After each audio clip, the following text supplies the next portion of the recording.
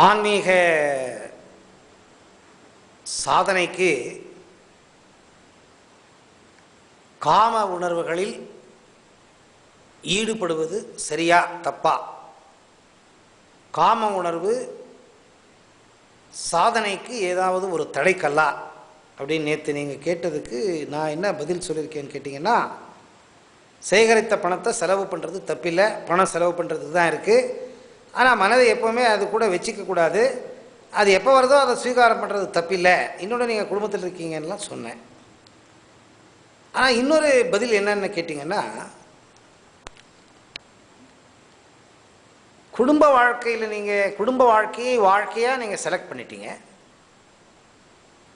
சந்நியாச வாழ்க்கை இல்லை குடும்ப வாழ்க்கை, கிரகஸ்தாசிரமம் இல்லைன்னா சந்நியாசாசிரமம். நீங்கள் யூ செலக்டட் கிரகஸ்தாசிரமம், தப்பில்லை. குடும்பத்தில் இருந்து சன்னியாசியாக வாழணும்,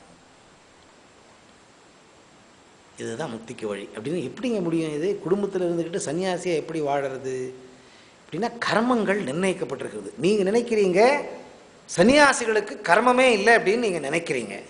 இப்போ ராமகிருஷ்ண ஆசிரமம் எடுத்துக்கிட்டிங்கன்னா கர்மயோகம். ராமகிருஷ்ண ஆசிரமம் ராஜயோகம் அல்ல, அவங்க நிறைய கர்மயோகம் தான் பண்ணுறாங்க. ராமகிருஷ்ண பரமஹம்சர் என்ன சொன்னார்? ஜனங்களின் சேவையே ஜனார்தனின் சேவை அப்படின்னாரு. நீங்கள் ஜனங்களுக்கு சேவை பண்ணாவே முக்திக்கு வழி. அதனால் நீங்கள் செப்பரேட்டாக தியானம் ஜபமெல்லாம் பண்ண வேண்டிய அவசியம் இல்லை, ஜனங்களுக்கு சேவை பண்ணுங்கன்னு உபதேசம் கொடுத்தார். அதை தான் சுவாமி விவேகானந்தர் எடுத்துக்கிட்டு சாரதா அம்மா மூலியமாக இதை நிறைவேற்றினார். இன்றைக்கு நடந்துட்டுருக்கு. அந்த மாதிரி சன்னியாசிகளே கர்மயோகத்தை பண்ணுறப்ப நீங்கள் குடும்பத்தில் இருந்துக்கிட்டு நான் கர்மயோகத்தை பண்ண மாட்டேன், நான் சன்னியாசியாக தான் வாழ்வேன் அப்படின்னு சொன்னால், அங்கே நீங்கள் திருப்பி ஒரு தப்பு கர்மம் பண்ணுற மாதிரி ஆகுது. ஸோ செலக்ட் பண்ணது பண்ணிட்டீங்க. அதனால் அந்த ரோட்டில் போய் முக்தி அடைகிறத பார்க்கணுமே தவிர, நீங்கள் திருப்பியும் இந்த பக்கம் திரும்பி இந்த பக்கம் பச்சையாக இருக்க வெள்ளையாக இருக்குன்னு இந்த பக்கம் திரும்பி பார்க்குறது சரியில்லை. அக்கறைக்கு இக்கறை பச்சை. சன்னியாசிங்க வெளியே சொல்ல மாட்டான். மனிதனாக பிறந்த ஒருத்தருத்தனுக்கும் இந்த காம உணர்விலிருந்து விடுதலையே இல்லை. இது நேச்சுரலாக கடவுள் எப்படி சுவாசத்தை கொடுத்துருக்கோம் அந்த மாதிரி இந்த உணர்ச்சிகள் எல்லாம் நேச்சுரலாக ஒவ்வொருத்தருக்கும் வரும். ஈவன் சன்னியாசிகளுக்கும் இருக்கும். அவங்களுக்கு கட்டுப்படுத்துறதுக்கு சக்தி இருக்குது. கிரகஸ்த ஆசிரமத்தில் இருக்கிறவனுக்கு கட்டுப்படுத்துறதுக்கு சக்தி இல்லை. இதுதான் வித்தியாசம். அதுக்குன்னு அவனுக்கு காம உணர்வு இல்லைன்னு இல்லை. யாருமே என்ன சொல்கிறது, ஷிகண்டி அப்படிம்பாங்க சம்ஸ்கிருதத்தில். ஷிகண்டின்னா ஆணும் இல்லை பெண்ணும் இல்லை, அந்த மாதிரி நினைக்க வேண்டிய அவசியம் இல்லை. அவங்க ஆண் தான். பொம்பளை சன்னியாசியும் இருக்குது, ஆம்பளை சன்னியாசியும் இருக்குது. உணர்வுகள் ஆம்பளை பொம்பளை கிரகஸ்தாசிரமத்தில் வாழறவங்களுக்கு என்ன இருக்குது, அந்த உணர்வுகள் எல்லாருமே அவங்களுக்கும் இருக்குது. கட்டுப்படுத்துகிற திறமை அவங்ககிட்ட இருக்குது, நமக்கு இல்லை.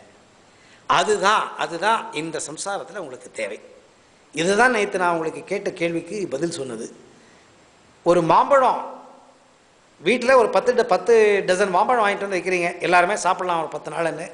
ஒரே நாள் 10 மாம்பழத்தை சாப்பிட்டா என்ன ஆகும்? பேதி தான் ஆகும், வயிறு தான் கெட்டு போகும்.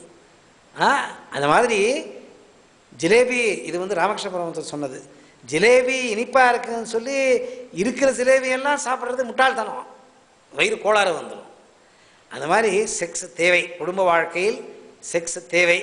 அந்த செக்ஸு வேற ஒருத்தனுடைய கர்ம பலன் அவன் நிறைவேற்றிக்கிறதுக்காக ஒரு சிசுவை உருவாக்குறதுக்கு டூலாக அம்மா அப்பா 2 பேரும் நீங்கள் இருக்க போகிறீங்க. அதனால் அது ஒரு புண்ணியம். ஒருத்தன் தன்னுடைய கர்மத்தை நிறைவேற்றுவதற்காக ஒரு உயிர் அதுக்குள்ளே சேர்றதுக்காக ஒரு பிண்டத்தை கொடுக்கும். நீங்கள் ஒரு புண்ணிய வேலையை பண்ணுறீங்கன்னு அர்த்தம். அதனால் அது பாவ வேலை இல்லை. செக்ஸு புணர்வது பாவம் இல்லை. அதை நீங்கள் பாவம்னு நினச்சிங்கன்னா அது உங்களுக்கு அறியாமை, தப்பில்லை. ஆனால் குடும்பத்தில் இருக்கவங்க எப்படி வாழணும்? கட்டுப்பாடாக இருக்கணும். 5 புலன்களை கட்டுப்பாடாக வச்சு வாழ்ந்தீங்கன்னா வாழ்க்கையில் எந்த விதமான தொந்தரவுகள் இல்லாமல் நீங்கள் முக்தி நிலைக்கு போகலாம். அதை விட்டுட்டு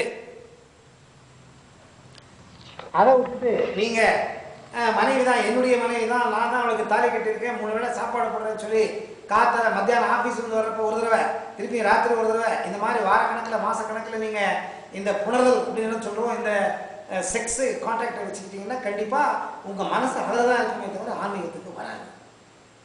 அதனால தான் குடும்பத்தில் இருக்கிறவங்க ஆன்மீகத்தில் ரொம்ப ஸ்பீடாக போக முடியாது. ஸோ இதெல்லாம் கட்டுப்படுத்துறதுக்காக தான் சத்சங்கங்கள், நிறைய புஸ்தகங்கள் இருக்குது, வாங்கி படிக்கணும். அந்த கட்டுப்பாடு வந்துச்சுன்னா உங்களுக்கு தெரியாமையே ஆன்மீகத்தை நீங்கள் நுழைய ஆரம்பிக்கலாம். ஸோ இது குடும்பத்தில் இருக்கிறவங்களுக்கு செக்ஸை பற்றி பேசுறது. அங்கே கம்ப்ளீட்டாக நிறுத்த வேண்டிய அவசியம் இல்லை. கட்டுப்பாடாக இருந்து முன்னாடி போகிறதுக்கு வழியை கண்டுபிடிச்சிக்கலாம். ஆனால் எனக்கு குடும்ப வாழ்க்கை பிடிப்பில்லை, குடும்ப வாழ்க்கை வெறுத்து விட்டது அப்படின்னா குடும்பத்தோடு ஒட்டி இருக்கக்கூடாது. குடும்பத்திலிருந்து வெளியே வரும். சன்னியாசிகள் குடும்பத்தோடு வாழ முடியாது. குடும்பஸ்தர்கள் சன்னியாசிகளை போல் வாழுகிறேன் என்றால் வாழ முடியாது, கஷ்டம் இருக்குது. அது பெரிய பெரிய மகான்கள் தான் அந்த மாதிரி வாழ்ந்துருக்காங்க. நீங்கள் புண்ணியப்பட்டிருக்கீங்கன்னா குடும்பத்தோடு இருந்து நீங்கள் சன்னியாசியாக வாழலாம். ஆனால் இவ்வளோ எல்லாத்தையும் கட்டிக்கிட்டு சன்னியாசியாக இருக்கிறதுனா முடியாது உங்களால்.